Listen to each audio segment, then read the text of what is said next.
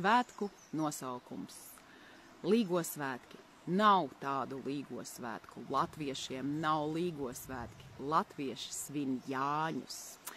Un nosaukums līgo svētki, es teiktu, ka Gregora kalendārā ir ielikts padomi laikā savā veidā, lai mazinātu Jāņu nozīmi un lai Jāņus nesauktu īstajā vārdā.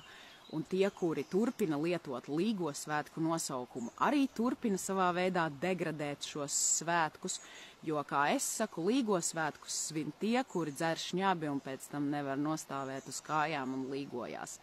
Bet latviešu tradīcijā svētku nosaukums ir tikai un vienīgi Jāņi, kuri radušies līgo svētki. Par to ir brīnišķīga cīņa dažiem akadēmiķiem, kā piemēram Ievai Pīgoznei ir raksts Facebookā, un arī Uģis Nastavičs ir uzrakstījis brīnišķīgu pētījumu.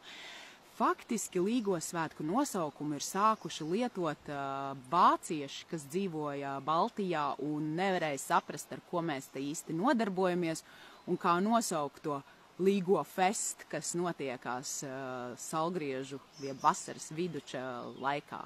Un tad viņi ir sākuši lietot šo nosaukumu Līgo fest, kas vēlāk ir aizgājis kā Līgo svētki, bet ir aizstājis mūsu īsto svētku nosaukumu Jāņi. Nē, ir jau redzēti tagad vēl labāki nosaukumi, kur plakātā ir rakstīts, ka ielūdzam uz Līgo svētkiem, kur notiks salgriežos salstāvju rituāls. Es nezinu, ar ko šie cilvēki grasās nodarboties. Es svinu Jāņus un ierosinu arī jums svinēt Jāņus. Un Jāņus var svinēt vairāku nedēļu garumā.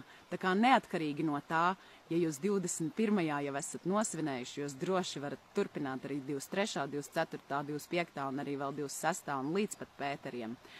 Un ja vien varam, tas būtu liels lūgums mums pašiem stiprināt savu tradīciju un lietot nosaukumu Jāņi. Un arī visās reklāmās un visos citos plakātos un publiskajās runās mēs svinam Jāņus, nevis līgo svētki, ir Jāņi, kas ir mūsu latviešu viena no lielākajiem un grandiozākajiem svētkiem ar dziesmām, rotaļām, dejām, ēdieniem un daudz dažādām izdarībām.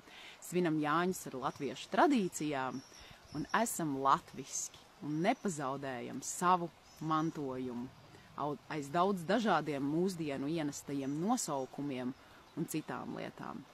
Jāņi ar latviskām tradīcijām.